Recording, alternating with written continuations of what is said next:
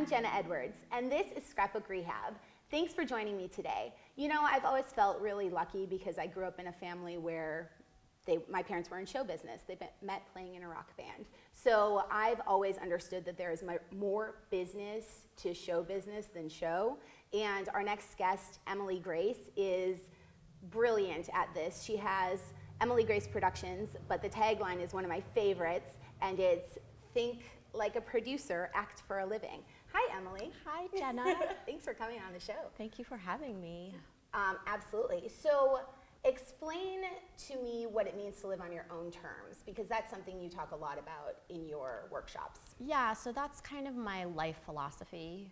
And then I went and built my company philosophy around that as well. And, you know, I think especially as actors, you go on such a road of rejection and you want that validation and you're kind of always waiting for permission to be as great as you know that you can be. And I just think that's a really tough thing. Yeah, absolutely. So, you know, I'm into not waiting for permission. Live on your own terms, because the more fully you are being who your true self is, that's when people are drawn to you. That's when you do your best work as an actor, and that's when you're the happiest in your life. And so tell me about your philosophy on making things happen. Do you have any specific tips you can give the audience in their own lives? Yes. I love it. I have a saying, which is, don't wait for things to happen to you, make them happen for yourself. You know, so many of us look at our circumstances and go, oh no, I'm stuck in this circumstance and I can never change it until this thing outside of me changes. And, you know, one of the biggest things that I've learned through my own life and coaching and watching other actors go through the same struggle is make the decision first. If you want to do something, if you want something in your life, don't wait for the circumstance to change. You make the decision to do it. I have Hey, the dog Zoe. here. She's visiting. She agrees. She totally does.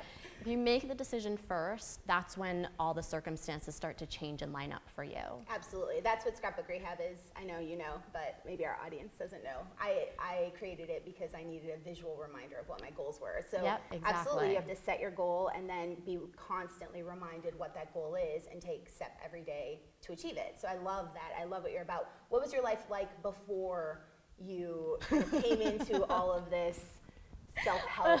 I always call myself a self-help dork. I call myself a self-help slut. Nice. I don't know if I can say You that, can say that. It's but fine. you know, I've done a lot of different programs. It's important. Yeah, so before I sort of got into this philosophy, make things happen to you, I was one of those people who was like waiting for things to change. And I just got to a point in my life where I finally realized it's not going to change until I change. And so once I really realized how much control I have about making my decisions and taking action, it's just helped me see possibility, whereas before everything felt so daunting. And you know, I think what my biggest transformation is just realizing if you really want to do something and you're committed to taking action over and over again, you can do it. A lot of people get stuck in that overwhelmed feeling. And do you have any tips that will help them get unstuck so that they can take action? Is there anything Yes. specific that you, I know that you're big on exercises and stuff like that, so. Yeah, so if you're feeling overwhelmed, there's a couple of things that you can do. One is to schedule it.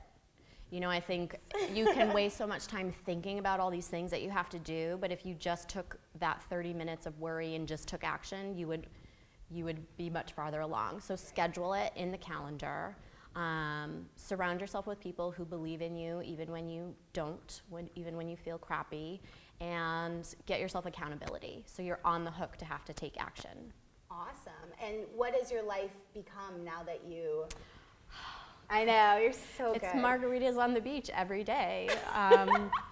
Yeah, my life now is, I like what I'm doing. I wake up in the morning and I like what I'm doing, and that's inspiring, that's motivating. You know, it's still hard work. I don't want to act like it's just easy, because it's not, but it's fun when it's you like something doing the you work. love to do. Yeah, because the payoff is good. Yeah, definitely. So what does your future hold?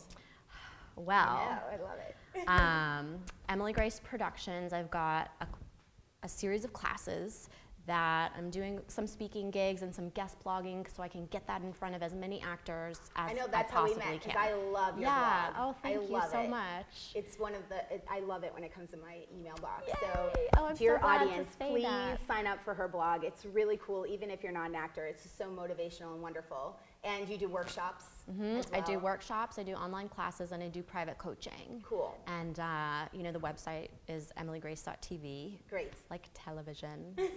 So I'm doing that, and then on the acting side, it's always trying to find a balance between entrepreneurship and acting. But I'm writing a series of spoof videos. I don't want to say too much about it, but it'll be in the world of coaching. Great. Can they see those on your website? Eventually, when they're done, yeah. Fantastic. Well, thank you so much for Thank coming you. and visiting me. I'm really excited, and thank you for tuning in to Scrapbook Rehab, and we'll see you next time.